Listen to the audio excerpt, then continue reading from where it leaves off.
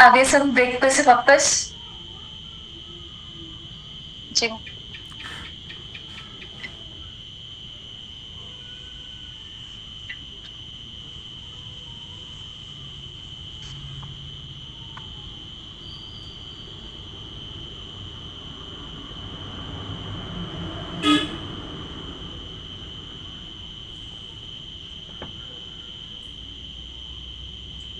Holders get dividend from profit. तो अगर profit नहीं हुआ तो ब्रेक से पहले बताया था मैंने आप लोगों को, प्रॉफिट नहीं हुआ तो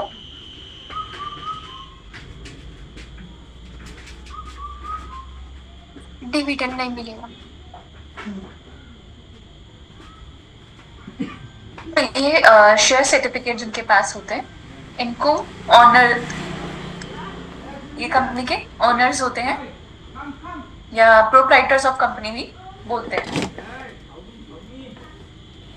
ठीक है, जयश्री कैमरा ऑन कर लो।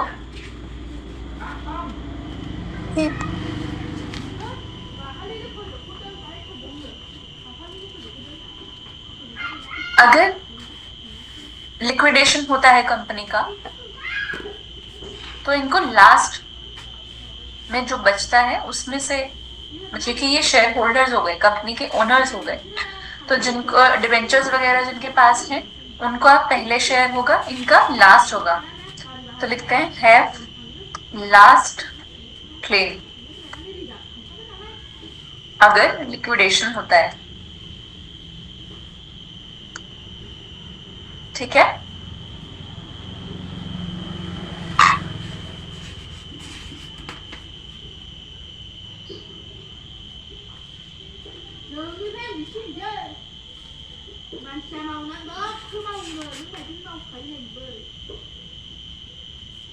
ये वाला पेन की थिकनेस ठीक लग रही है क्योंकि ऊपर वाले में ना स्पेस पूरी कवर हो जाती है स्लाइड।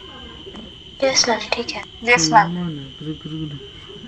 डिबेंचर डेट मत लिखना, मैंने शॉर्ट फॉर्म लिखा है। डिबेंचर क्या है? Type of loan.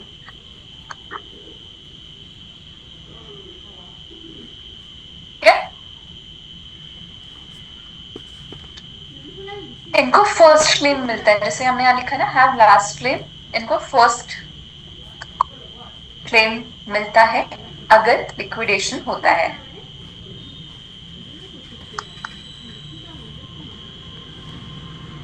Principal plus interest इनको दिया जाता है इररिस्पेक्टिव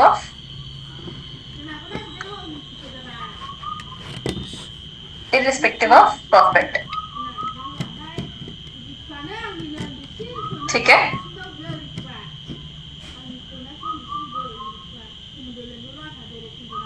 कौन सी करनी है? नहीं मैम ठीक है। ठीक है, ठीक है, इतना लिख लिया, आगे चले। Yes ma'am. Financial market.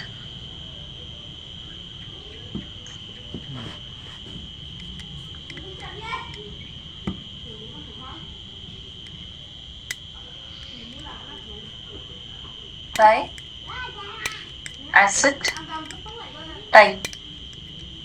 अब एसेट टाइप मतलब बॉन्ड या फिर शेयर और या फिर कमोडिटीज, फॉरेन करेंसी।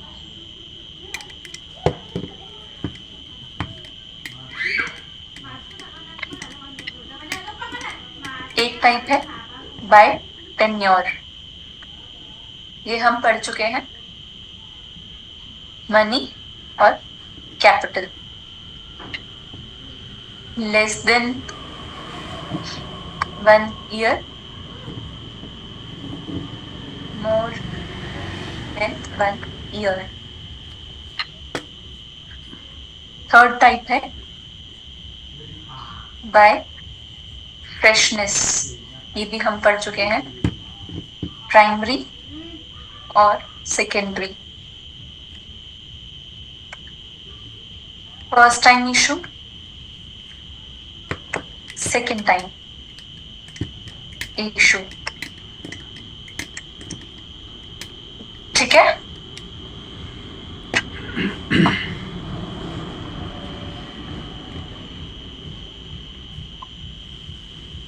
ये सब एक ही पोर्टल पे हो, यूनिवर्सल एक्सचेंज। ये 2018 में प्रपोज किया था, अभी तक डेवलप नहीं है, लॉन्च नहीं हुआ है, लेकिन सेबी ने अलाउ कर दिया है।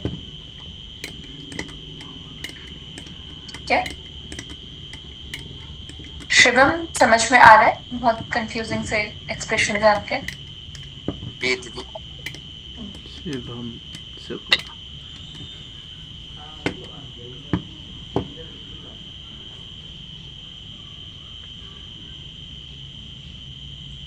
तो ये आगे बढ़ते हैं।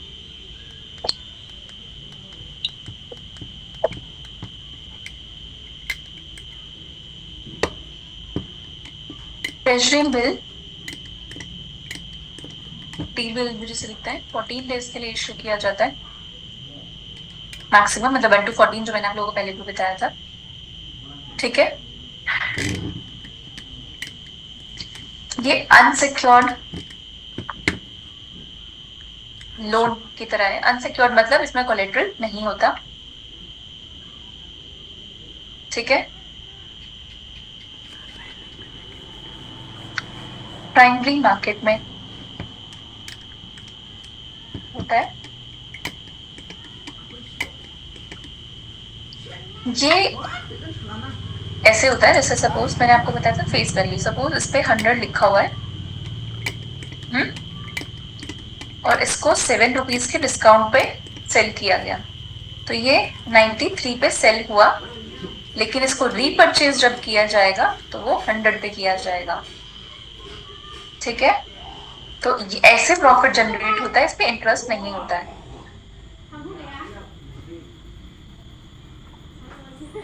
ठीक है। इसको लिखते हैं दे आर सोल्ड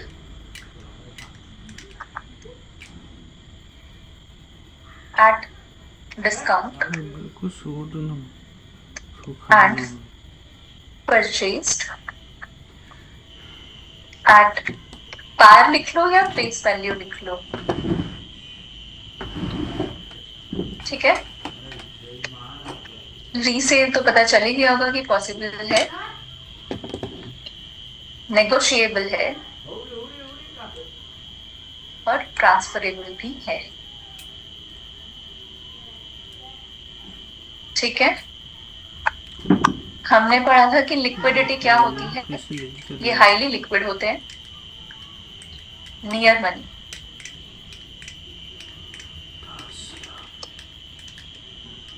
ठीक है। इतना लिखा सबने? यस कोई ऐसा तो नहीं है जो रह गया अब तक, ये लास्ट स्लाइड नहीं लिख पाया? रिकॉर्डिंग कर रहा ओके, लास्ट लाइन लिख गया मैम। लिखो फटाफट, थोड़ा राइटिंग स्पीड इंक्रीज करो।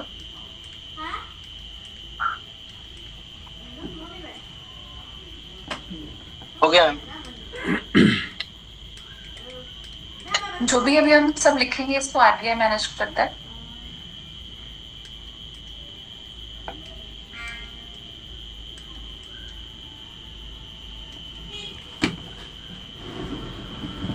उसके लिए है यूनियन और स्टेट गवर्नमेंट। तो यूनियन ट्रेजरी बिल इशू कर सकता है 14 डेज, ठीक है।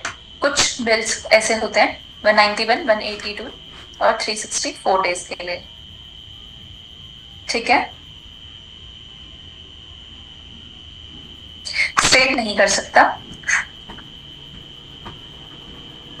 कैश मैनेजमेंट बिल होता है एक 91 डेज के लिए,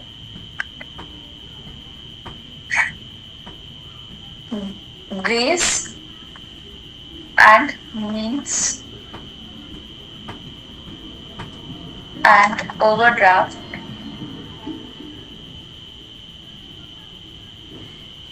advances by RBI, स्टेट भी कर सकता है,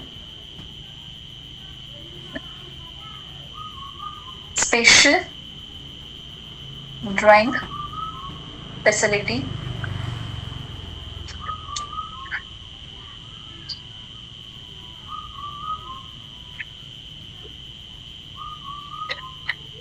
government securities,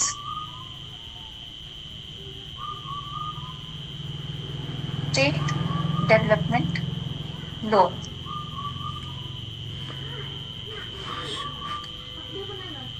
लिखा सबने? मैम स्टेट में लास्ट पॉइंट कौन सा है?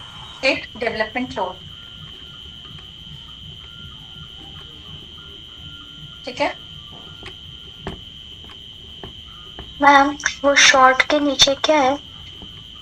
Short term borrowing, okay.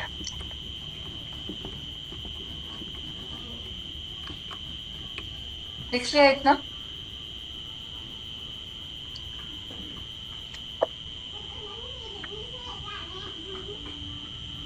Government के एक्सपेंसेस ज्यादा हैं इनकम से, इसको कंप्लीट करने के लिए आरबीआई गवर्नमेंट को लोन देता है, इसको बैलेंस करने के लिए। लेकिन FRBM एक्ट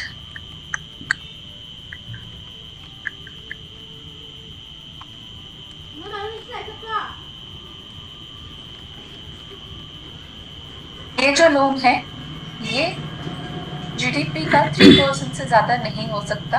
ये कहाँ लिखा है? FRBM एक्ट, इसको भी हम आगे पढ़ेंगे।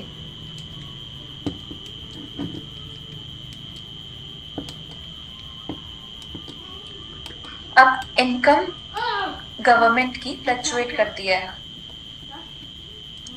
जैसे अगर दिवाली है, कोई फेस्टिवल है, तो जीएसटी इंक्रीज हो जाता है।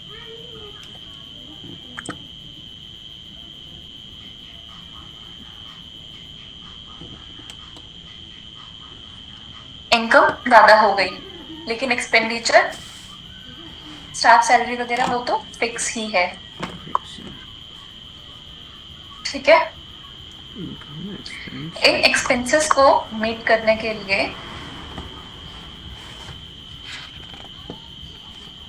ये टेम्परेरी मिसमैच को कंप्लीट करने के लिए ways and means overdraft facility. अब ये क्या है?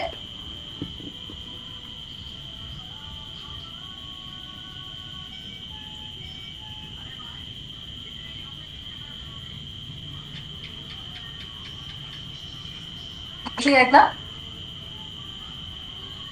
Yes ma'am.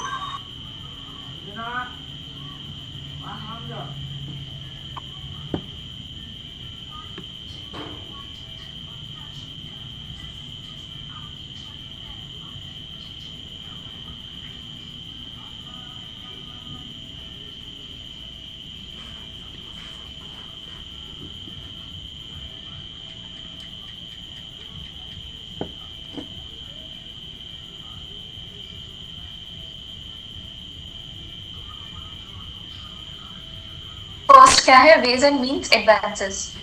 इस पे रेपो जो हो उतने पे लोन दिया जाता है। एसडीएफ की फुल फॉर्म है स्पेशल ड्राइंग फैसिलिटी।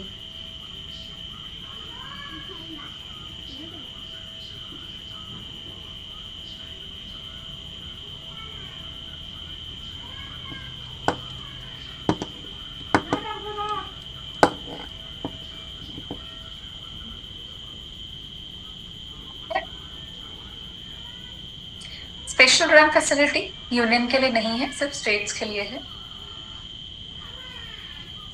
लेकिन स्टेट गवर्नमेंट लेके यूनियन को दे सकती है।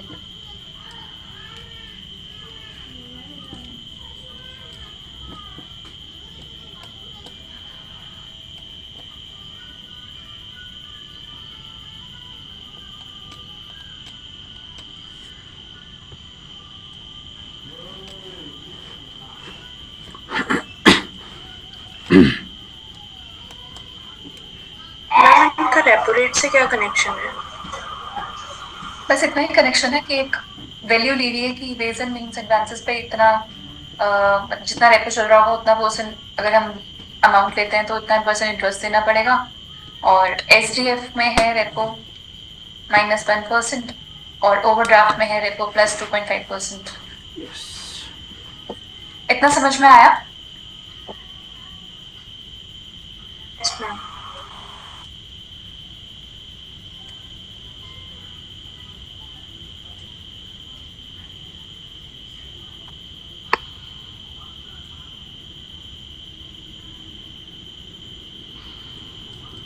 यूनियन को पैसे चाहिए, अगर यूनियन गवर्नमेंट को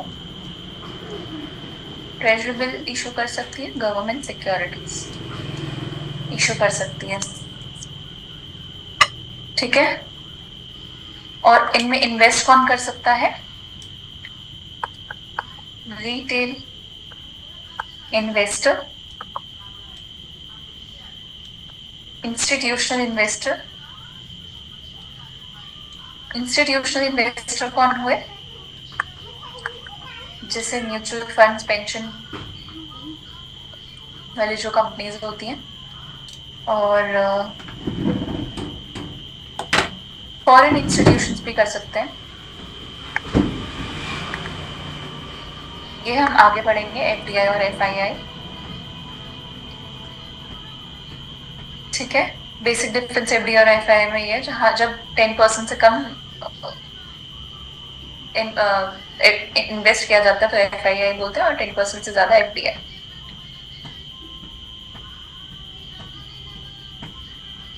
और स्टेट गवर्नमेंट,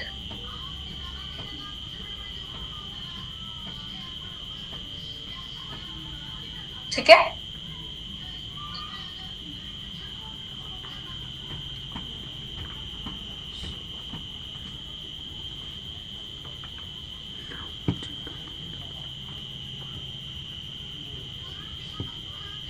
स्टेट गवर्नमेंट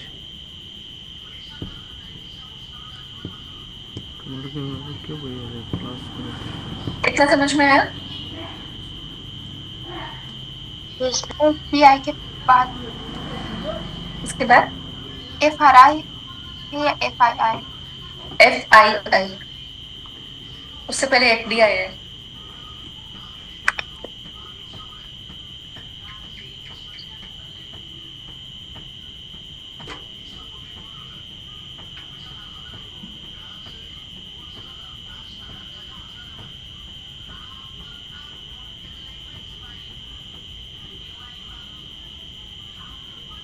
ठीक है।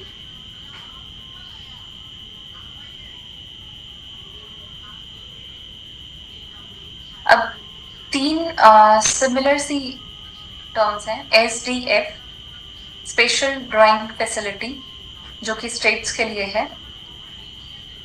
SDF एक और है, स्टैंडिंग डिपॉजिट फैसिलिटी। और एक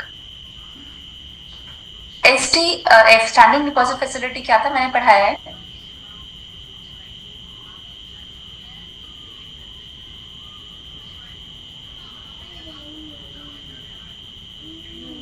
बैंकर्स का जो सरप्लस फंड होता था वो RBI में क्या था?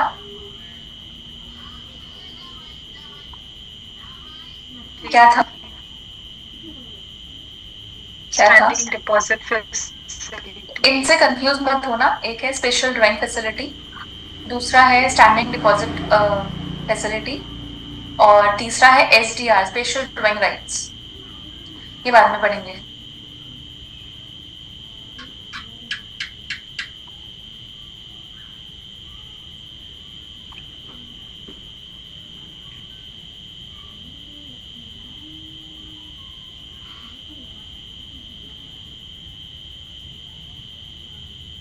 स्टेट गवर्नमेंट ने गवर्नमेंट की सिक्योरिटीज और ट्रेजरी बिल में इन्वेस्ट किया,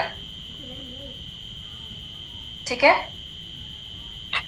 मैं नेक्स्ट स्लाइड कर दूं। State government invested in government securities and state government will pledge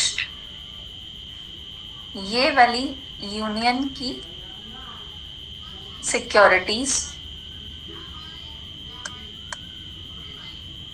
to RBI। ठीक है, RBI क्या करेगा? SDF लोन यूनियन गवर्नमेंट को दे देगा। अब जो ये SDF लोन है ये स्टेट्स को मिला है, इनडायरेक्टली यूनियन को मिला है। समझ में आया? once more.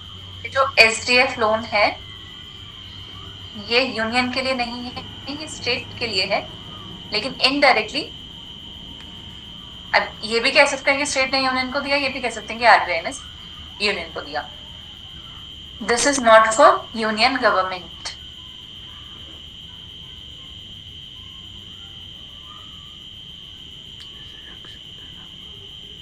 आगे समझ में? Yes. इसका क्या था? Interest repo -1%। ठीक है, अगर ये अमाउंट भी खत्म हो जाए तो आता है वेज एंड मीन्स एडवांसेस। ठीक है,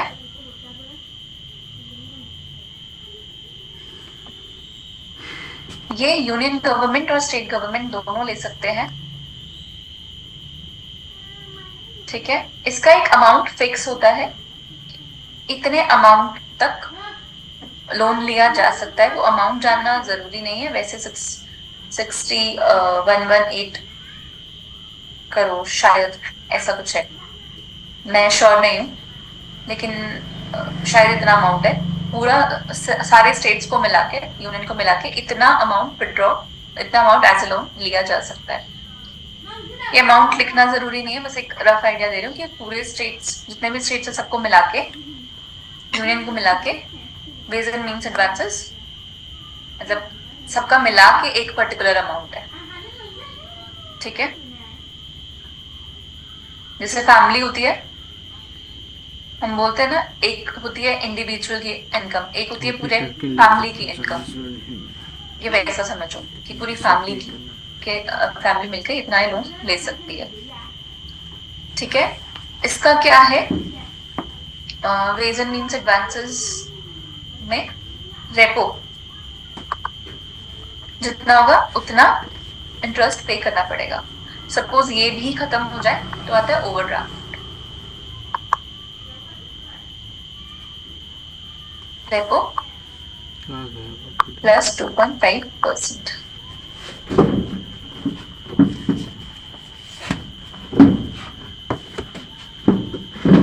ठीक है, लिखा ये सबने। कंपनी को अगर लोन चाहिए शॉर्ट टर्म, ये लॉन्ग टर्म नहीं है, ये शॉर्ट टर्म है, तो आएगा बिल ऑफ एक्सचेंज।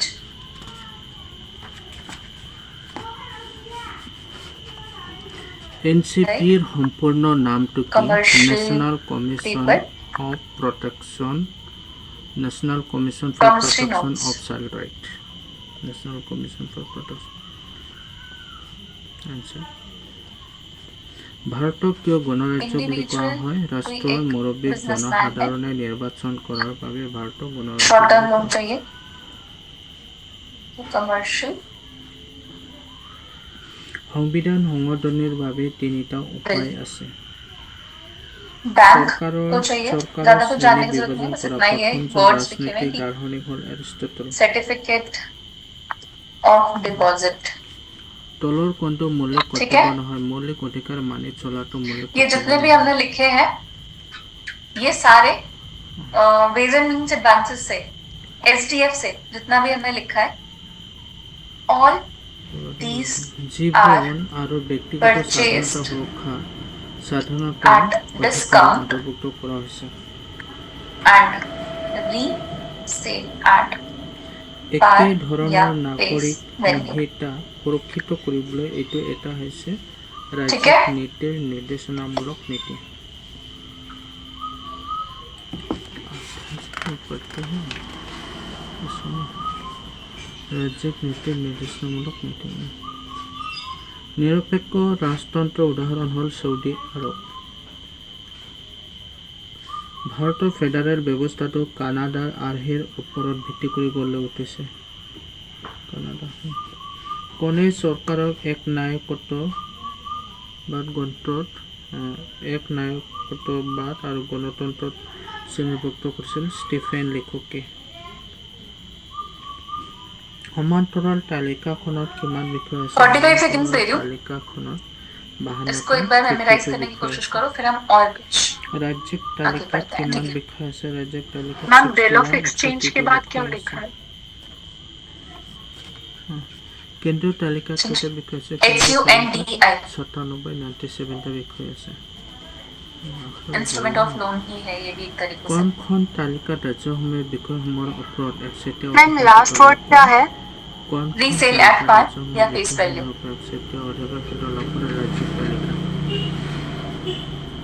কেন্দ্ৰীয় চৰকাৰৰ একচেটিয়া ক্ষমতা আছে সংঘৰ তালিকাত। ना लिख लिया। ৰাজ্যিক নীতিৰ নিৰ্দেশনামূলক নীতি इतना 45 seconds आप मेमोराइज करने की कोशिश करो, সন্নিৱিষ্ট কৰা হৈছে। उसके बाद आगे लिखते हैं।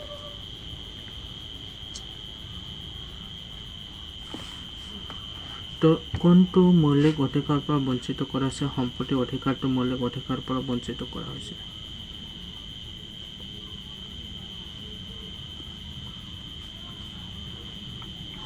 কোনো মৌলিক অধিকাৰ নহয়। বন্ধ ঘোষণা কৰা অধিকাৰটো কোনো মৌলিক অধিকাৰ নহয়। ভাৰতীয় নাগৰিকৰ মৌলিক অধিকাৰ लिख लिया सबने? ভাৰতীয় নাগৰিকৰ মৌলিক অধিকাৰ সংবিধানৰ তৃতীয় খণ্ডত मैम किसके एग्जांपल्स है?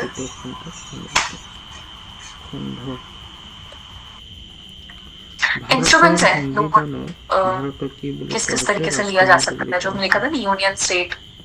ठीक है। Some ভাৰতৰ other সংবিধান instruments। আংশিকভাৱে কঠিন আৰু আংশিকভাৱে নমনীয় প্ৰকৃতিৰ। ৰেলৱে হৈছে এনে এটা বিষয় যিটো কেন্দ্ৰীয় তালিকাৰ অন্তৰ্গত। ठीक है। वो কোন motorized তাৰিখৰ পৰা ভাৰতৰ সংবিধান Borderings। বলবৎ হ'ল? 1950 চনৰ 26 জানুৱাৰীৰ পৰা ভাৰতৰ lending সংবিধানখন বলবৎ হ'ল। obligation কোনখন দেশৰ আটাইতকৈ CCIL का দীঘলীয়া Clearing লিখিত Corporation সংবিধান আছে? of ভাৰত। তুমি নিজকে গম পোৱা নাই এতিয়া। एग्जाम्पल्स पता होने चाहिए बस। इंडिया ভাৰতীয় है কমিউনিষ্ট Colmani, দল which গঠন onwards- হৈছিল 26 Colmani में ডিচেম্বৰ banks, 1925 চনত। Non banks 26 December 1925। কোন চনত Borrow অসংলগ্ন আন্দোলনৰ প্ৰথমখন money বৈঠক অনুষ্ঠিত হৈছিল? among themselves 1961 চনৰ 1 ছেপ্টেম্বৰত। for one day। ইউএনও স্থাপিত फिर है হৈছিল notice money। 24 অক্টোবৰ 1945 চনত।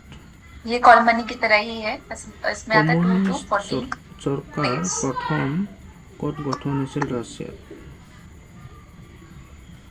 इंस्ट्रूमेंट्स ऑफ मनी में आप रेपो रेट और एक्सटर्नल बेंचमार्क भी 1915 लिख सकते हैं। চনত হিন্দু মহাসভা গঠন হয় 1915 চনত। ठीक है। মুছলিম লীগ গঠন হৈছিল 1906 চনৰ 30 ডিচেম্বৰত। কিমান চনৰ ভাৰতীয় জাতীয় কংগ্ৰেছ গঠন হৈছিল? 1885 চনৰ 28 ডিচেম্বৰত। কোন বছৰত ভোটাৰৰ ভোটাধিকাৰ 21 বছৰৰ পৰা 18 বছৰলৈ হ্ৰাস কৰাইছিল? 1989 চনত। 1989। ৰাষ্ট্ৰপতি নিৰ্বাচন সম্পৰ্কীয় বিবাদৰ সিদ্ধান্ত লোৱা অংগটোৰ নাম হ'ল উচ্চতম ন্যায়ালয়। एक कॉन्सेप्ट समझते हैं। इतना लिख लिया सबने? লোকসভা নিৰ্বাচনৰ বাবে যোগ্যতা অৰ্জন কৰিবলৈ ऐसे ही डायग्राम बना लेना, ये एक चार्ट बना लेना। ভাৰতৰ Banks है, ৰাষ্ট্ৰপতি হিচাপে businessman है, নিৰ্বাচনৰ বাবে নিৰ্ধাৰিত 35 বছৰ হ'ব লাগে। बीच में MSME है। MSME क्या है? ভাৰতৰ ৰাজ্যসমূহৰ সাংবিধানিক মুৰব্বী Micro, small, medium enterprise। ৰাজ্যপাল। MSME बिजनेसमैन को गुड्स কিমান চনৰ মাৰ্চ মাহত ডেভিড স্কট আৰু গোবিন্দ চন্দ্ৰৰ মাজত Provide বৈঠকৰ करेंगे। সন্ধি হৈছিল देंगे 1824 চনত बिजनेसमैन क्या करेगा अनपेड অসমক इनवॉइस दे ব্ৰিটিছ देगा শাসনৰ অধীন কৰা ব্ৰিটিছ Unpaid শাসকজন হ'ল ডেভিড স্কট इनवॉइस मतलब कि ये इनवॉइस है अभी पे नहीं किया है ये अमाउंट लेकिन 1 मंथ के बाद या 2 महीने बाद ये पे कर दिया जाएगा तो ये क्या हो गया अनपेड इनवॉइस 1864 চনত অসামৰিক সেৱাৰ পৰীক্ষাত যোগ্যতা অৰ্জন কৰা প্ৰথম ভাৰতীয় अब एमएसएमई क्या करेगा अगर उसे उसी टाइम पे पैसे चाहिए बैंक के पास जाएगा ये अनपेड इनवॉइस জনকীৰ Banks প্ৰথম को दे देगा। সম্পাদক আছিল চন্দ্ৰ কুমাৰ আগৰৱালা গহপুৰৰ কনকলতা বৰুৱা নামৰ ठीक है। দেশপ্ৰেমিক অসমীয়া যুৱতীগৰাকীৰ মৃত্যুৱে ভাৰত बैंक আন্দোলনৰ MSME को সময়ত ব্ৰিটিছৰ গুলী চালে लोन दे देगा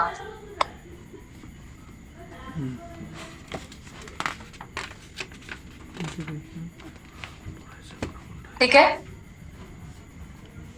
महात्मा गांधी पेमेंट कलेक्ट करने के बिजनेसमैन से 2 ऑप्शन है एकमात्र या तो बैंक डायरेक्टली बिजनेसमैन से ले ले या फिर एमएसएमई पहले बिजनेसमैन से पैसे ले और অসম কৃষি বিশ্ববিদ্যালয় আনুষ্ঠানিকভাৱে ठीक है 2 ऑप्शन है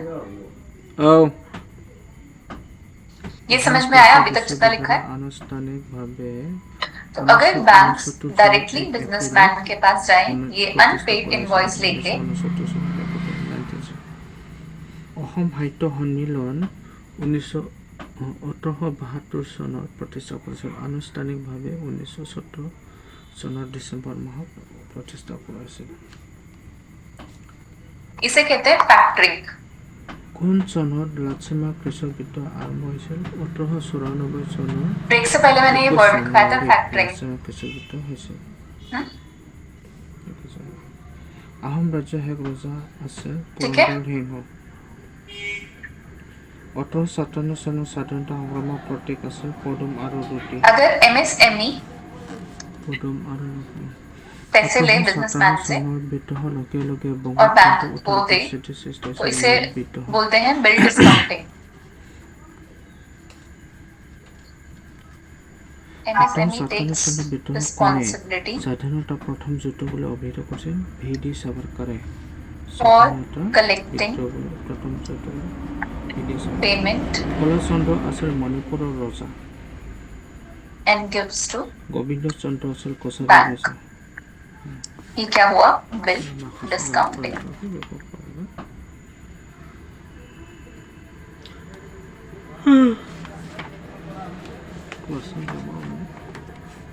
MSME seller take the responsibility for collecting payment of unpaid invoices कहाँ से बिजनेसमैन से ठीक है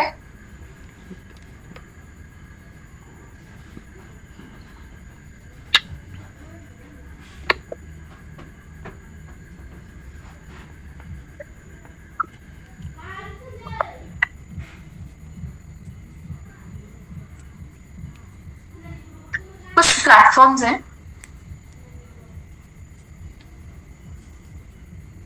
ट्रेड्स प्लेटफॉर्म ज्यादा जरूरी नहीं है बस प्लेटफॉर्म्स का एक आइडिया होना चाहिए और अगर न्यूज़पेपर पढ़ते हैं तो वैसे भी आइडिया होगा to connect factoring players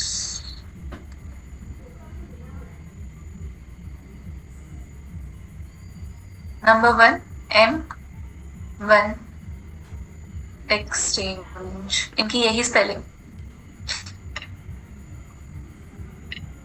circle पता नहीं कहाँ कैसे आ गया मैं इस पे लिख रही हूँ M1 एक्सचेंज इनकी यही स्पेलिंग है ठीक है नंबर 2 है RXIL थर्ड है ATRE ट्रेड्स इन सबको रेगुलेट करता है RBI ये पता नहीं सर्कल कैसे ये नहीं है लेकिन ये M1 एक्सचेंज क्या? XIL एक फैक्टरिंग रेगुलेशन एक्ट भी है 2021 का, ठीक है। अब फैक्टरिंग में प्रॉब्लम क्या आ रही है, इतना लिख लिया सबने, चल सकते हैं ना आगे। Problem of dual financing, same MSME क्योंकि उनके पास अनपेड इनवॉइस है, वो 2 डिफरेंट बैंक के पास चला जाता है। Same MSME, same unpaid invoice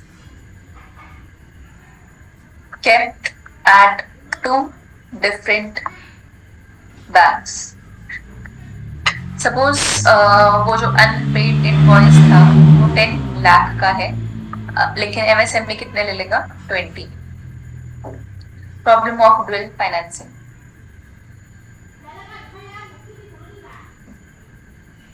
इसका सॉल्यूशन है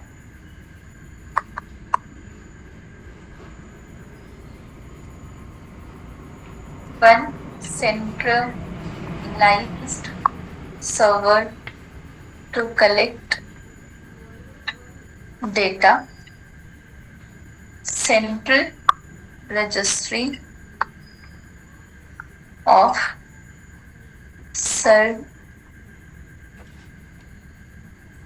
spicy act.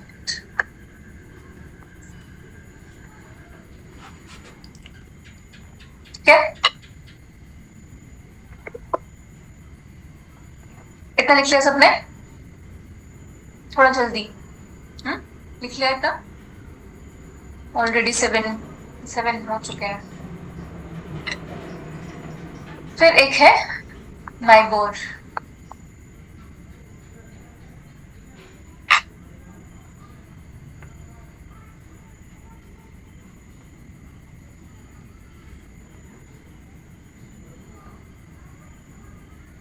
माइबोर की फुल फॉर्म है Mumbai interbank offer rate. ये क्या है, is the average interest rate at which banks in Mumbai. Ayushi, Suryajyoti, Aparna सब अपना कैमरा ऑफ करके बैठे हुए हैं, मैं कैमरा ऑफ करके पढ़ाना शुरू कर दूं? Ma'am camera on. Sorry ma'am, sorry. Mumbai Interbank offered rate is the average interest rate at which banks in Mumbai short term loans to each other.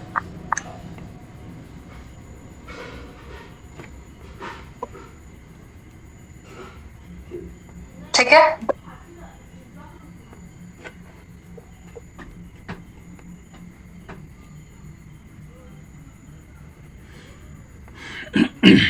समझ में आया ये क्या है माइबोर? इसमें बैंक्स क्या करते हैं मुंबई में कि मल्टीपल बैंक्स हैं, उनका इंटरेस्ट रेट का एवरेज निकाला और उस एवरेज इंटरेस्ट रेट पे वो एक दूसरे को शॉर्ट टर्म लोन प्रोवाइड करते हैं, ठीक है। सेम चीज लंदन में भी है जिसको हम टाइबर, कुछ सेम है, बस लंदन आ जाएगा मुंबई की जगह पे।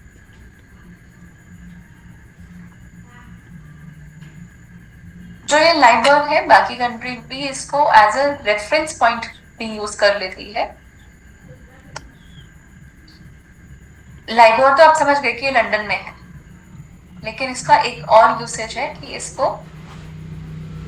एक्ट्स एज अ रेफरेंस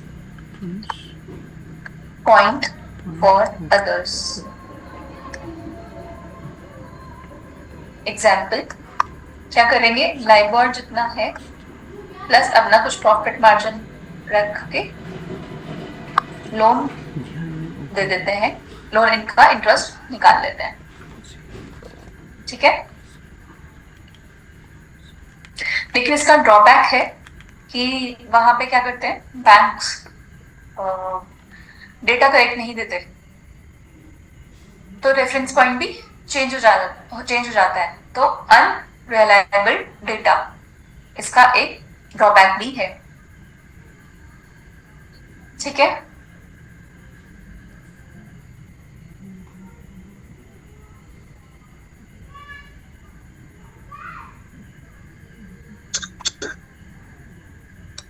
समझ में आया इतना?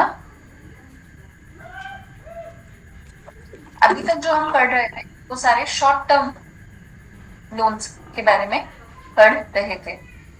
अब हम 2 मिनट का ब्रेक लेते हैं, फिर हम लॉन्ग टर्म पढ़ेंगे। ठीक है, 7:11 हो रहे हैं, 7:13 तक का ब्रेक लेते हैं।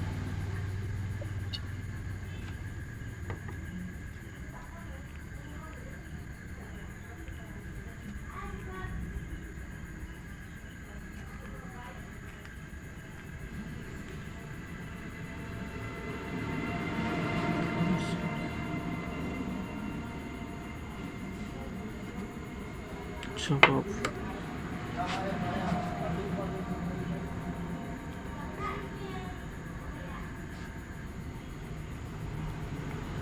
Attendance रहेगा सही।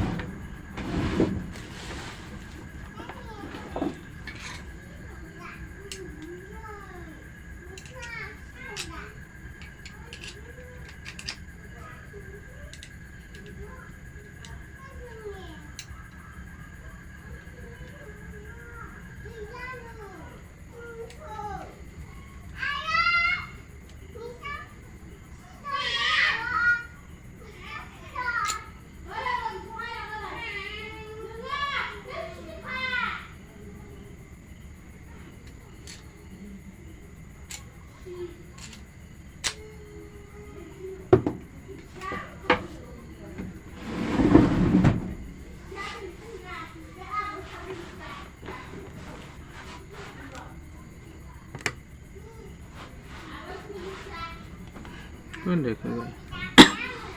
लिखो माई बोर मुंबई, यह लिखा है, आ गया मैम, अभी शुरू होगा।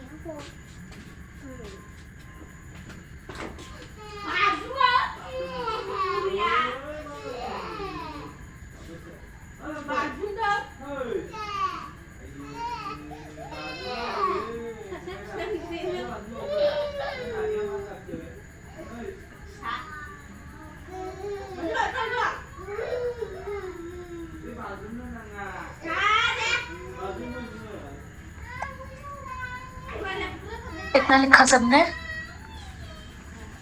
Yes, ma'am. Yes, ma'am. Government securities, dated securities, sovereign bonds को हम एज्ड सिक्योरिटीज भी बोलते हैं, ये लिख लेना।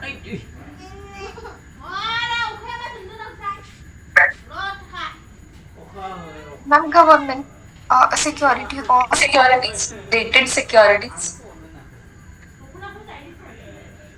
Sovereign bonds. ठीक है,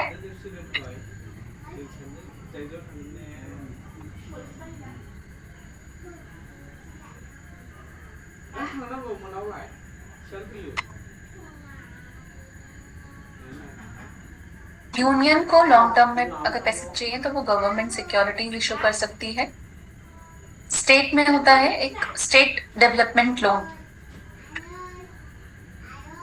ये दोनों ही आरबीआई मैनेज करता है। ठीक है, लिखा इतना? मैंने आप लोगों को बताया था जब कंपनीज इशू करते हैं तो उनकी पहले क्रेडिट रेटिंग भी होती है ना? तो क्रेडिट रेटिंग्स कुछ इस तरीके से होती है AA1 AA2 C तक, ठीक है। तो इन पे जो क्रेडिट रेटिंग एजेंसीज होती है उन पर काफी बार ये आर्टिकल लिखा जाता है कि ये बहुत बायस्ड है और भारत की कंपनी को या कुछ कंपनीज को रेटिंग बहुत पुअर देती है, जिसकी वजह से इनके पास इन्वेस्टर्स जल्दी से नहीं आते, ठीक है। तो एक ये भी आर्टिकल्स वगैरह में चलता रहता है, तो उसको ध्यान रखना कौन रेट करता है। एक तो है पेंटक है या फिर ऐसा कुछ करके है, एक मूडीज है, स्टैंडर्ड एंड पुअर है। तो आप अगर इंडियन एक्सप्रेस वगैरह कुछ पढ़ते हैं तो उनमें इनके कॉमनली नाम देखने को मिल जाते हैं, ठीक है।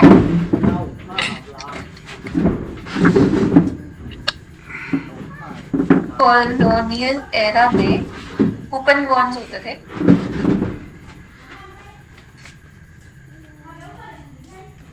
ये कैसे होते थे? कोई सपोज ये एक बॉन्ड है, इसके साथ ऐसे ये अटैच्ड होते थे एक बस कुछ, ना हंसी के लेते ठीक है। इन कूपन बॉन्ड्स पे इन्वेस्टर का नाम नहीं लिखा होता था,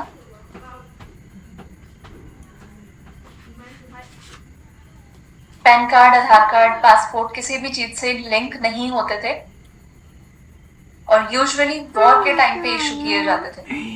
वानी तो वादन फेडिंग ना मिया बिनी सपोज ये वाला कूपन बॉन्ड जयश्री ने लिया,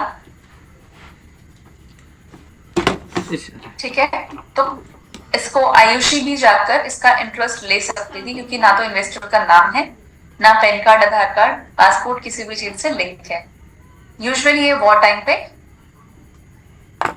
इशू किए जाते थे। और क्या होता था, सपोज जयश्री ने ये बॉन्ड लिया और ये लेके गई, तो इतना जो है ये फाड़ दिया और इंटरेस्ट जो है वो दे दिया। नेक्स्ट टाइम गई फिर ये वाला फाड़ दिया और इंटरेस्ट दे दिया। नेक्स्ट टाइम गई ये वाला फाड़ के अपने पास रख लिया, तो काइंड ऑफ रिसीट की तरह हो जाती थी ये, कि ये वाला फिर ये वाला फाड़ा फिर इंटरेस्ट दे दिया, जब इतना बचता था ये रह गया, ठीक है। ऐसे इंटरेस्ट मिलता था, ठीक है। फिर होता है जीरो कूपन बॉन्ड। तेरा नाम ये जो मैंने बताया था कि इसको क्या करते थे, government sells at discount, aku tadi di nang bahasa ni kali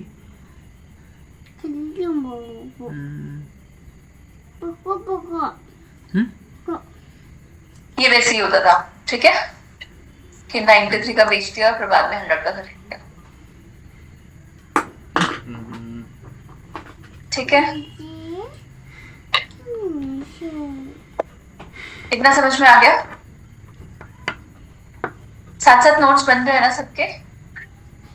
yes ma'am. जी ma'am. Companies bond, companies bond debenture, junk bond,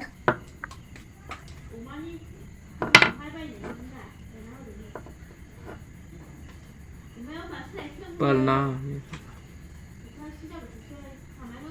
एक होता है non convertible bond. Bond debenture तो देख ही रहे हैं। जंक बॉन्ड तब हो जाता है अगर उस कंपनी की रेटिंग बहुत पुअर हो। malah jauh bos sih malah jauh nih kenapa convertible bonds, एक कन्वर्टेबल बॉन्ड्स होते हैं जिनको बाद में शेयर्स में कन्वर्ट किया जा सकता है। दूसरे नॉन कन्वर्टेबल बॉन्ड्स होते हैं non compatible जिसमें प्रिंसिपल और इंटरेस्ट दोनों ही मिलता है, लेकिन वो कन्वर्ट नहीं किए जा सकते शेयर्स में।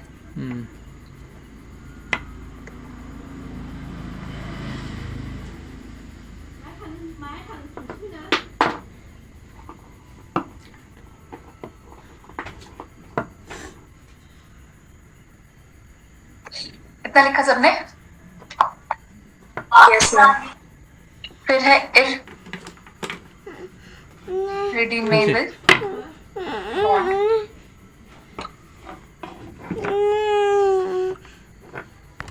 जो इशूअर है इसको वापस से परचेज कर लेता है कुछ ईयर्स के बाद, इसमें भी सेम चीज है, प्रिंसिपल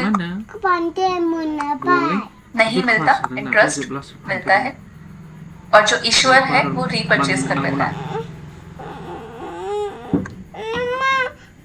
दावराव दाखलायजागोन नोङो हनै मा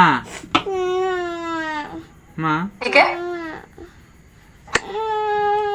केस होता है बे कॉन्सोल. थांदो दे रेडि इसमें ज्यादा कुछ जानने की जरूरत नहीं है, बस इतना कि ये टाइप ऑफ इररिडेमेबल बॉन्ड ही है.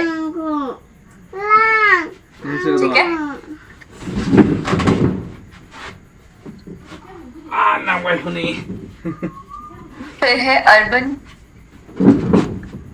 लोकल बॉडीज इशू करते हैं म्युनिसिपल बॉन्ड्स. ठीक है? ब्रिक्स इशू करता है BRICS bond by New Development Bank for infrastructure loans. ठीक है? फिर वर्ल्ड बैंक बॉन्ड भी है.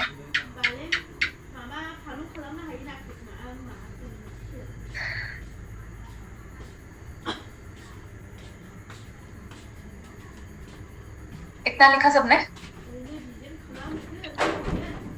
ऑब्जेक्टिव बेस्ड बॉन्ड भी होते हैं, जैसे इन्फ्लेशन बॉन्ड. इतना लिखा सबने?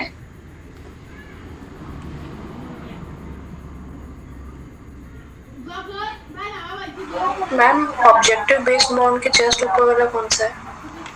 World bank bond.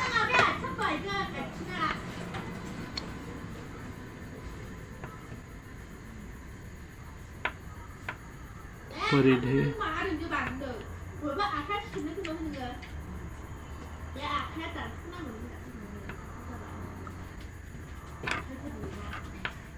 इतना लिख लिया?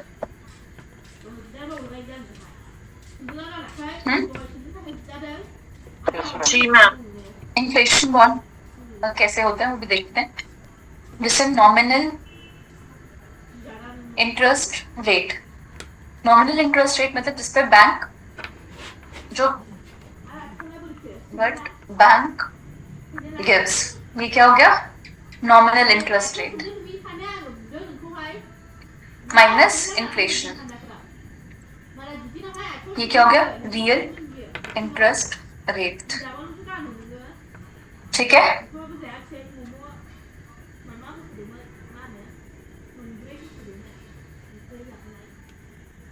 अगर नॉमिनल इंटरेस्ट रेट ज्यादा है इन्फ्लेशन से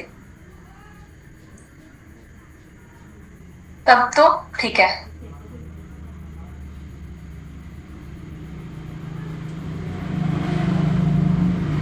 अगर कम है, यह curve CPI consumer price index से कम है, सपोज 6% है और इन्फ्लेशन 7% है, 7% सीपीआई. सीपीआई क्या था? Consumer price index.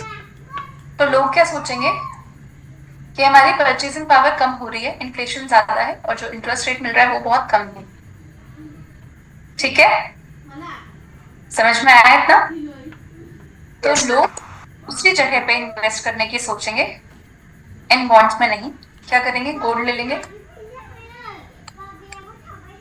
ठीक है? गोल्ड लेंगे तो क्या होगा? गोल्ड का इंपोर्ट इंक्रीज होगा, हमारे इंपोर्ट्स क्या होंगे? इंक्रीज होंगे. रुपी की वैल्यू डिक्रीज होगी. साथ में क्रूड ऑयल भी एक्सपेंसिव होगा और पेट्रोल, डीजल, ट्रांसपोर्ट ये सब एक्सपेंसिव होगा। फिर गोल्ड का प्राइस और ज्यादा इंक्रीज होगा, ठीक है, क्योंकि डिमांड बहुत ज्यादा बढ़ रही है। और साथ में गोल्ड की जो परचेज है वो भी ज्यादा इंक्रीज होगी, क्योंकि लोग सोचेंगे कि यहाँ पे इंटरेस्ट ज्यादा मिलता जा रहा है, तो इस वजह से गोल्ड का परचेज और ज्यादा इंक्रीज होगा। थोड़ा लिखने और समझने की दोनों की स्पीड इंक्रीज करो, सिलेबस बहुत है। इतना समझ में आ गया? Yes ma'am. अब क्या होगा, आरबीआई ज्यादा रेट ऑफ, जो मैंने पहले 6% लिखा था, सपोज 8.5% देने लगी, अब ये सीपीआई से 8.5% ज्यादा हो गया, ठीक है, जितना इन्फ्लेशन उससे प्लस 1.5% एक्स्ट्रा, तब लोग यहाँ पे इन्वेस्ट करें। तो इन्फ्लेशन बॉन्ड्स समझ में आया? तो ये एक ऑब्जेक्टिव के बेसिस पे है।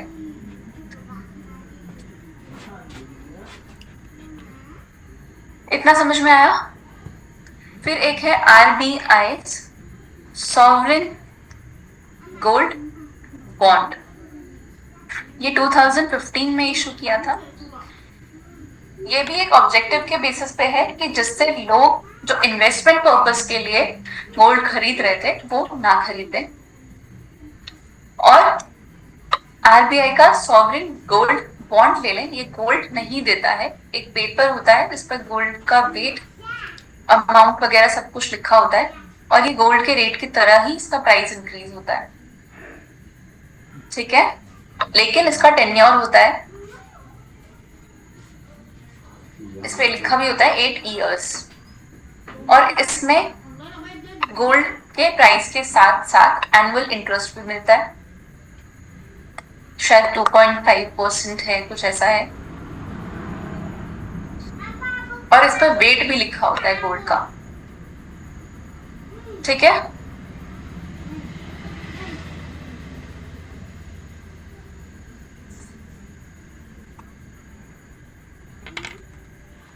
इतना समझ में आया?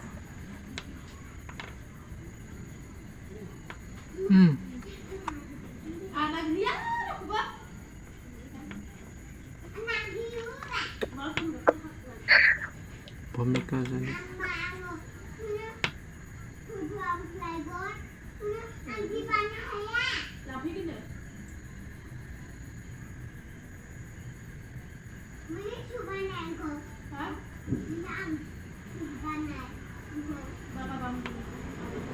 जो मैंने बताया था कि अभी हम जो पढ़ रहे थे इस क्लास से पहले, एक तो होता है बोरोड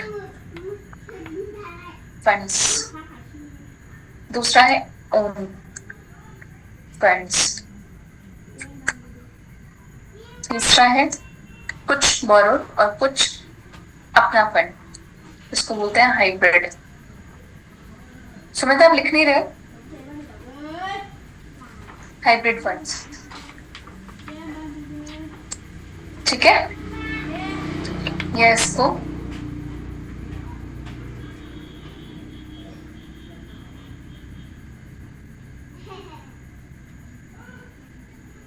फाइनेंसिंग भी कहते हैं। यहाँ पे होता है बॉन्ड्स, लोन्स, यहाँ पे इन्वेस्टर के लिए लो रिस्क रहता है, इन्वेस्टर के लिए, और एश्योर्ड रिटर्न्स होते हैं। फिर है optionally fully convertible debenture, optionally fully convertible debenture, OFCD। Bond या डिबेंचर्स होते हैं, बाद में इनको शेयर्स में कन्वर्ट कर सकते हैं, ठीक है।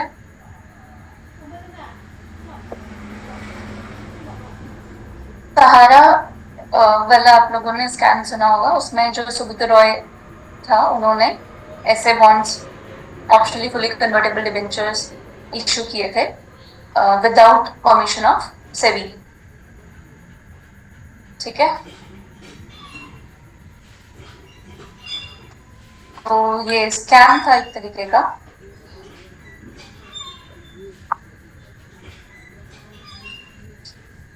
अब इस स्कैम से सेबी ने 23,000 करोड़ तो वापस ले लिए थे, लेकिन ये इन्वेस्टर्स को नहीं दिए गए।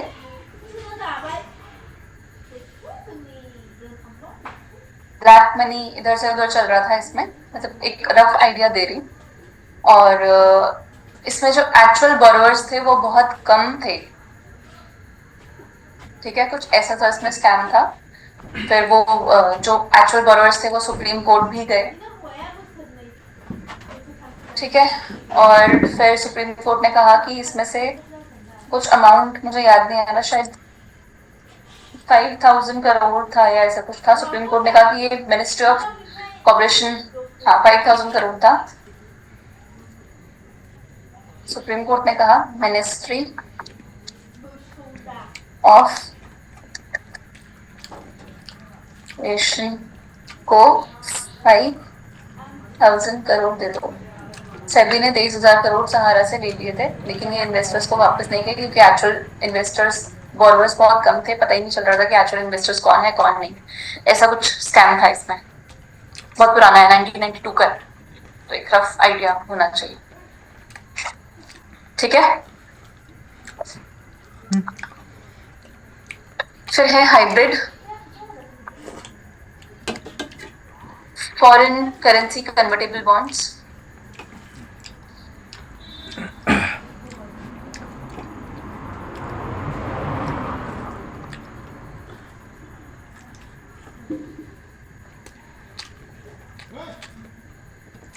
बॉन्ड्स को शेयर में कन्वर्ट कर सकते हैं।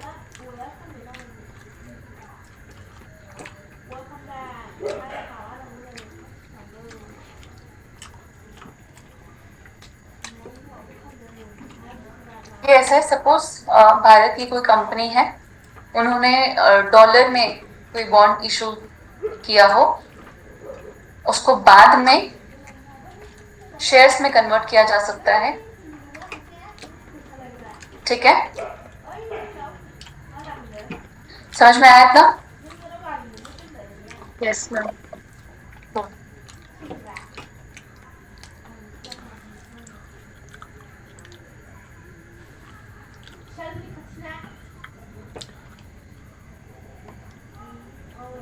अब एक और होते हैं हाइब्रिड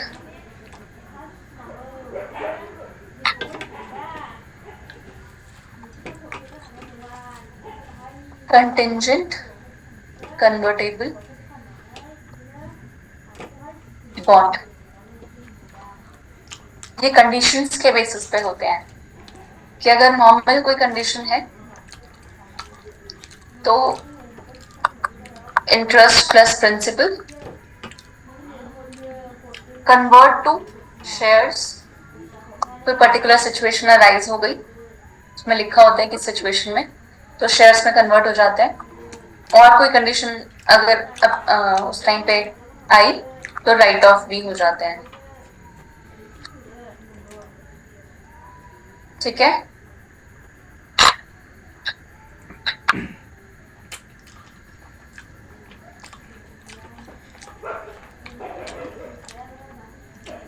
इतना लिखा सबने? यस फिर है मैम। पांडा बॉन्ड। पांडा बॉन्ड जब non Chinese entity Chinese currency में बॉन्ड इशू करे, उसको बोलते हैं पांडा बॉन्ड।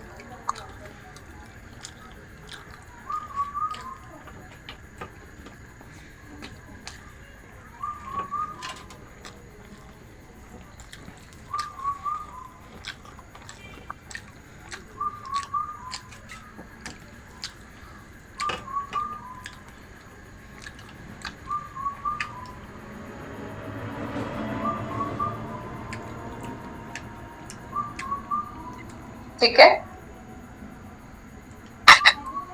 कंगारू बॉन्ड सिमिलर ऐसे ही होते हैं, लेकिन ऑस्ट्रेलिया, जब नॉन ऑस्ट्रेलियन एंटिटी ऑस्ट्रेलिया की करेंसी में बॉन्ड्स को इशू करे, महाराजा बॉन्ड्स सेम है, non Indian entity issuing bonds in Indian currency.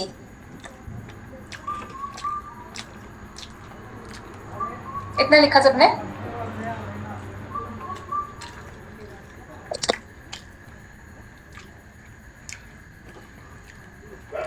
लिख लिया? Yes, ma'am.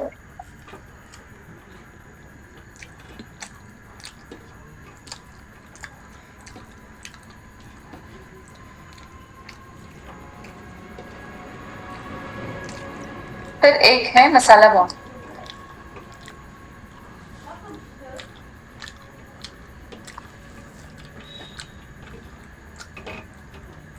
ये पब्लिक और प्राइवेट कंपनीज को हेल्प करने के लिए होते हैं।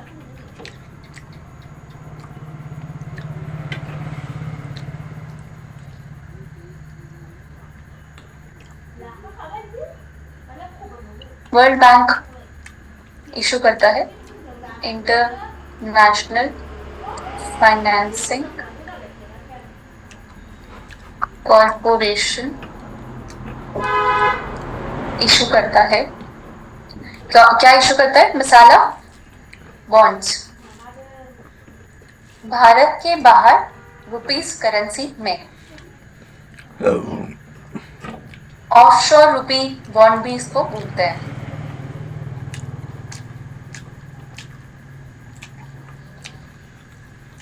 फिर जो यहां से पैसे आते हैं वो भारत की कंपनी को मिल जाते हैं।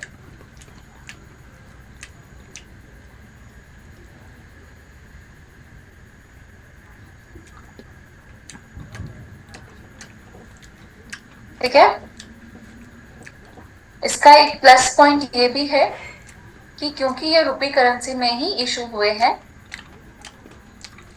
रुपी में ही भारत की कंपनी को मिले हैं, तो रीपेमेंट भी रुपए की करेंसी में ही कर सकते हैं, तो हमें एक्सचेंज रेट के लिए टेंशन लेने की जरूरत नहीं होती।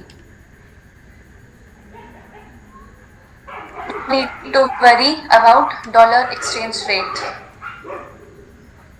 प्लस एक और बेनिफिट क्या होता है, ये IFC बैंक है, इसका बेनिफिट है ये इसके AAA रेटिंग्स हैं, जिसके रेटिंग जितने ज्यादा अच्छे होते हैं उतने ही जल्दी उनके बॉन्ड्स लोग खरीद भी लेते हैं और उन पे इंटरेस्ट भी कम पे करना पड़ता है।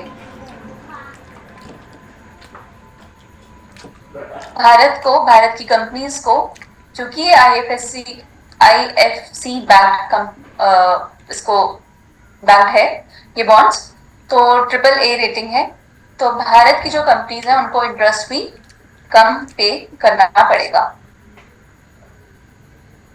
ठीक है।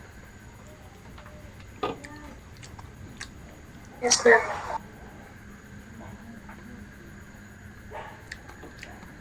ऐसे ही एक है NHAI और IREDA, इनके भी है मसाला बॉन्ड।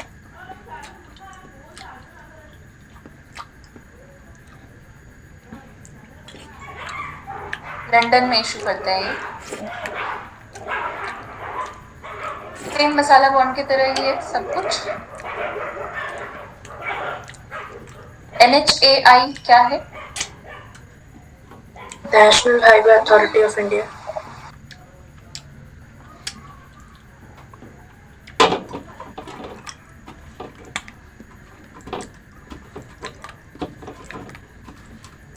एलिफेंट बॉन्ड्स,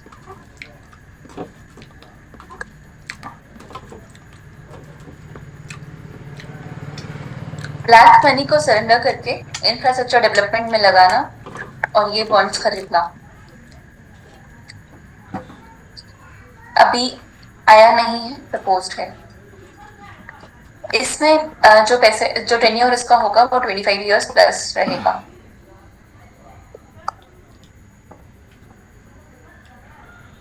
ठीक है, किसके लिए? इंफ्रास्ट्रक्चर प्रोजेक्ट्स के लिए।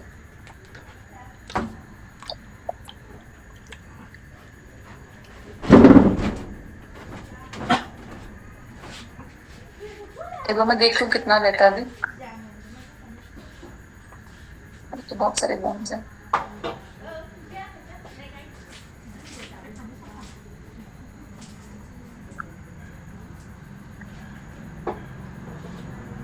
अभी पढ़ना है कल?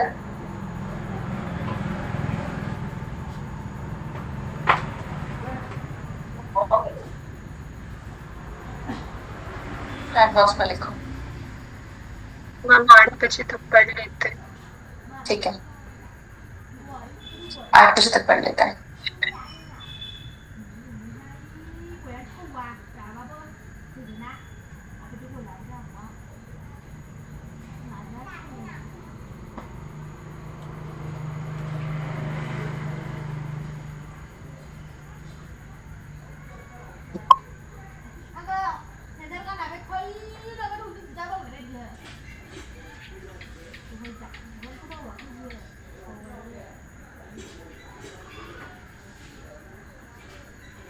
टोटल कितने बॉन्ड्स हो गए?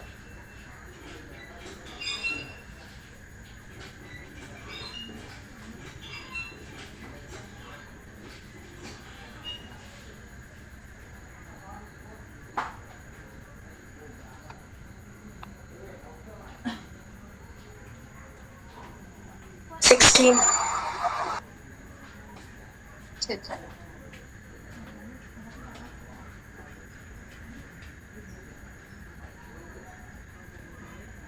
प्रेजेंट में क्या होता है?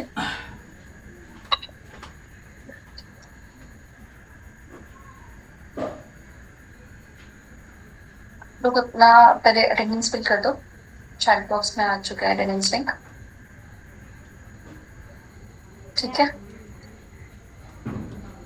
7:44 हो रहा है। 7:46 1 या 2 मिनट का ब्रेक लेते हैं, फिर 8 बजे तक पढ़ेंगे। तब तक आप लोग अटेंडेंस फिल कर दो।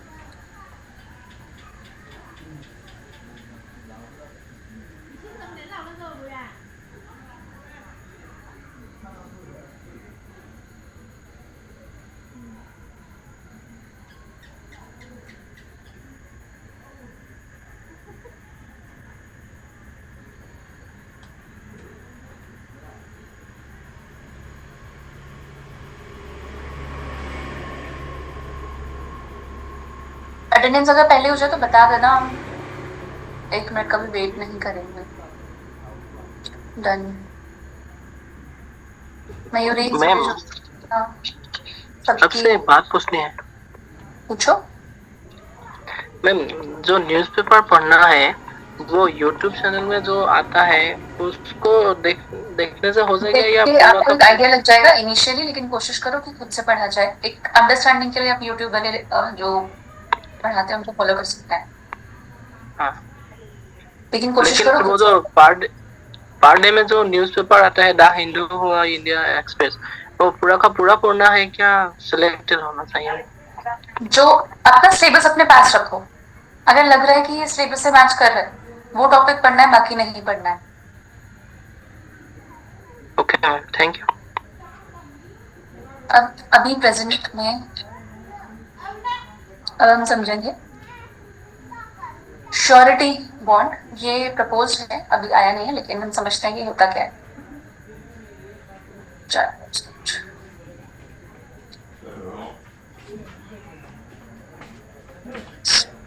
प्रेजेंट में क्या होता है, जो कॉन्ट्रैक्टर होता है जिनको हाईवे प्रोजेक्ट्स वगैरह दिए जाते हैं,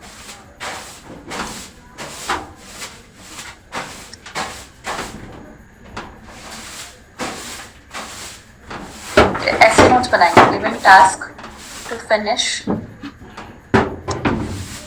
गवर्नमेंट हाईवे प्रोजेक्ट्स। ठीक है, अब कॉन्ट्रैक्टर को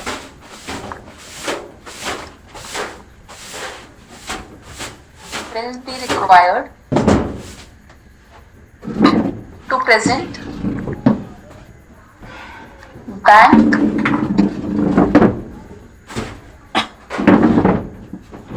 guarantees to government.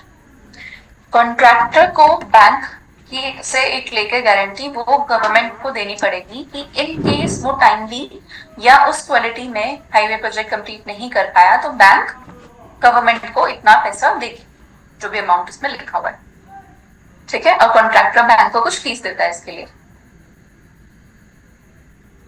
आया समझ में?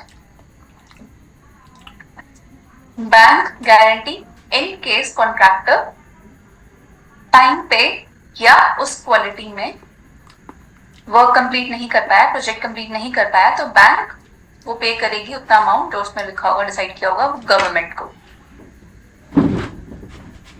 आगे समझ में? कोविड के टाइम पे बैंक ने डिनाई कर दिया ऐसे गारंटी देने के लिए, क्योंकि प्रोजेक्ट्स टाइम पे कंप्लीट नहीं हो रहे थे, ठीक है। तो प्रपोज किया गया श्योरिटी बॉन्ड्स।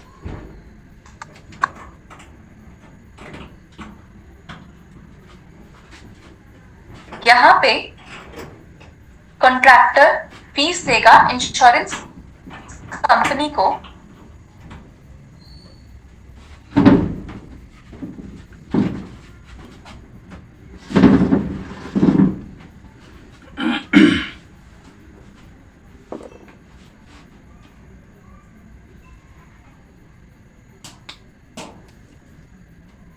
मतलब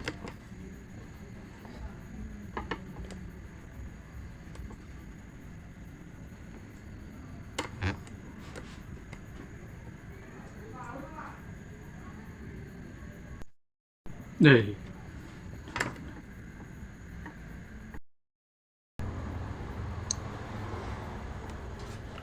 जीरो कूपन पहले बताओ, यहां तक लिख लिया सबने?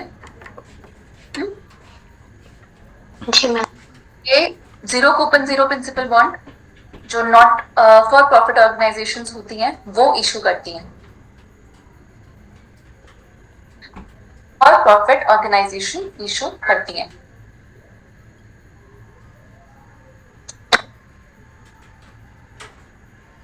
इनको ट्रांसफर किया जा सकता है, जैसे क्राई फाउंडेशन आप लोगों ने सुना है, क्राई फाउंडेशन सुना है, वो इसको इशू करती है, ठीक है। यहाँ पे कोई प्रॉफिट नहीं होता, कोई इंटरेस्ट नहीं होता, कोई प्रिंसिपल नहीं मिलता, और इनको सेकेंडरी मार्केट में भी ट्रेड नहीं किया जा सकता, लेकिन ट्रांसफर किया जा सकता है।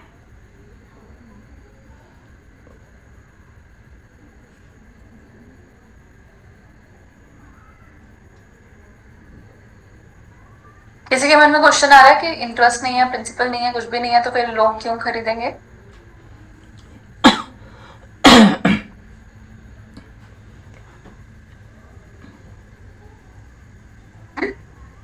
क्योंकि इसको not for profit organisation issue कर रही है। हाँ ना, आप लोग कुछ बोलते ही नहीं है। आया किसी के दिमाग में इतना ये वाला क्वेश्चन, या फिर सब बहुत बिजी हैं लिखने में, कुछ सोच समझ रहे ही नहीं है क्या चल रहा है? समझने की कोशिश कर रहे हैं मैम,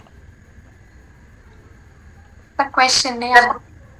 जब हम डोनेशन देते हैं तो हमें पता नहीं होता कि ये पैसा कहाँ जाएगा, लेकिन zero coupon zero principal bond या ये वाले जितने भी हम पढ़ रहे हैं, इनको सेबी रेगुलेट कर रहा है। तो इन्वेस्टर को एक श्योरिटी होती है कि उनका पैसा सोशल सर्विस में जा रहा है, तो भले ही उन्हें प्रिंसिपल नहीं मिल रहा, इंटरेस्ट नहीं मिल रहा, वो यहाँ फिर भी इन्वेस्ट करते हैं, डोनेट नहीं करते, ठीक है। फिर एक है सुकुक बॉन्ड। ये इतना इंपॉर्टेंट नहीं है, ये शरिया कंप्लाइंट है।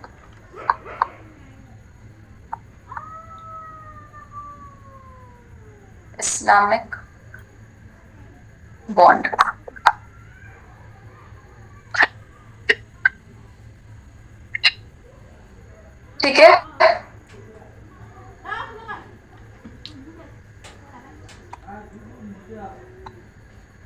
नेक्स्ट साइड कर लूं? जी मैम। आयुषी, गोपाल, आप लोगों को स्पेशली जी बोलना मैम। पड़ेगा। कैमरा ऑन करो। अपर्णा दास, डीएस तो पता नहीं कौन है, ना नाम लिखा है ना कैमरा ऑन है। मनन शर्मा, तनु, रूपांजलि, बिट्टू, वर्षा,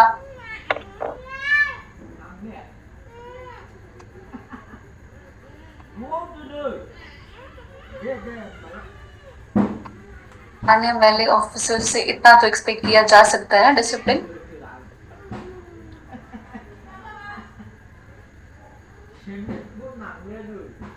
यह नर्सरी केजी के स्टूडेंट्स के लिए सब जैसे सबका नाम ले लेके हर चीज करवानी पड़ेगी।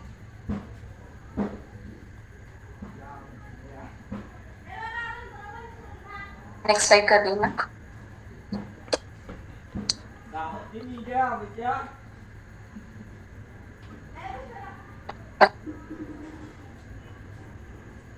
सेशंस ने 2018 में ब्लू बॉन्ड्स इशू किए थे। फर्स्ट टाइम ऐसे कोई बॉन्ड्स इशू हुए थे और marine protected area, sustainable fisheries.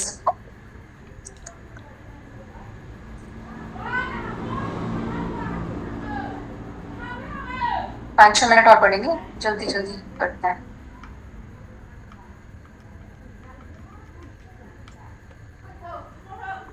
फिर है ग्रीन बॉन्ड्स, नाम से समझ में आ रहा होगा, green bonds, borrowing money for environmental projects.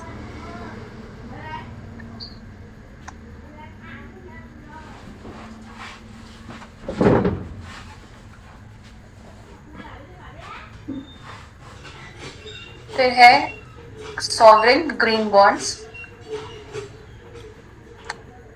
Indian government इसको इशू करती है रिन्यूएबल एनर्जी वाले प्रोजेक्ट्स के लिए।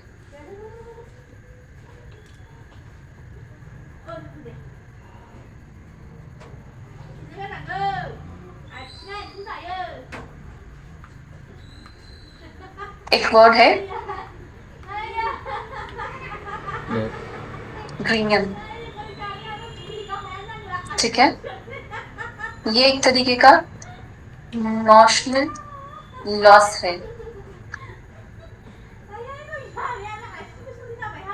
ठीक है। ये नॉशनल क्या होता है? बता रही हूँ, ये कैसे आता है? ठीक है। कितना लिखा? ये है एक इन्वेस्टर जब विलिंगली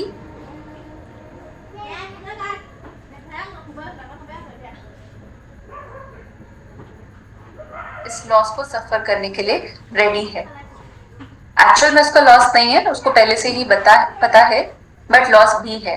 सपोज नॉर्मल बॉन्ड्स पे अगर उसे 5% इंटरेस्ट मिल रहा है, फिर भी वो ग्रीन बॉन्ड्स वगैरह खरीद रहा है जहां पे 4% इंटरेस्ट मिल रहा है, तो जो 1% है वो है नॉशनल लॉस, ठीक है। समझ में आया? समझ में आया? फिर से समझो। Ma'am please repeat. Suppose normal bonds पे 5% इंटरेस्ट मिल रहा है, फिर भी इन्वेस्टर ग्रीन बॉन्ड्स खरीद रहा है जिसपे कि 4% इंटरेस्ट है, तो जो ये 1% का लॉस इन्वेस्टर सफर करने को रेडी है, इसको बोलते हैं नॉशनल लॉस। वर्ड है ग्रीनियम,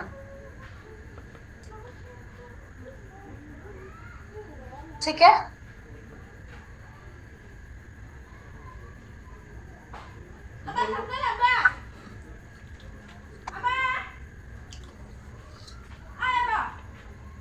आप में से कितने बच्चे सोशल मीडिया यूज करते हैं? Instagram, Facebook? मैं नहीं करता हूँ। आप नहीं करते हैं? शिवम, पंकज, सूर्य ज्योति, कोई भी नहीं करता?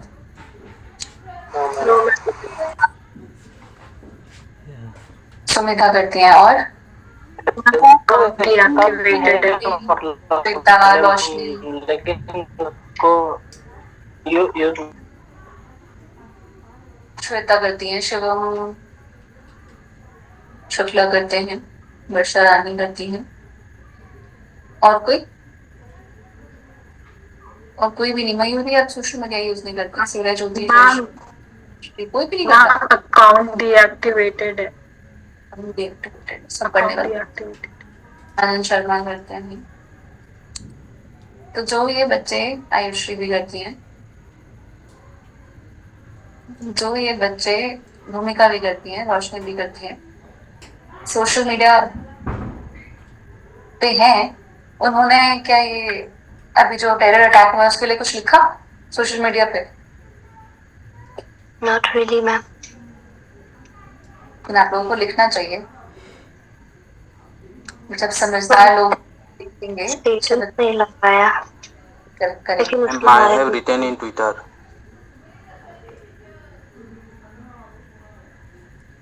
ट्विटर, इंस्टा, फेसबुक, हर जगह पे गुरुजी का पेज भी है, यूथ अवेकनिंग मिशन का पेज भी है, यंग मूव्स मीडिया का पेज भी है। उन सब पे इसके अगेंस्ट आवाज उठाई है, और आप सब वहां जाके भी लिख सकते हैं। अगर आप अपने अपने पर्सनल अकाउंट, मतलब अपने अपने उस पे वॉल पे नहीं लिख रहे हैं, तो वहां जाके भी आप कमेंट कर सकते हैं, लिख सकते हैं। ये जरूरी है। क्या?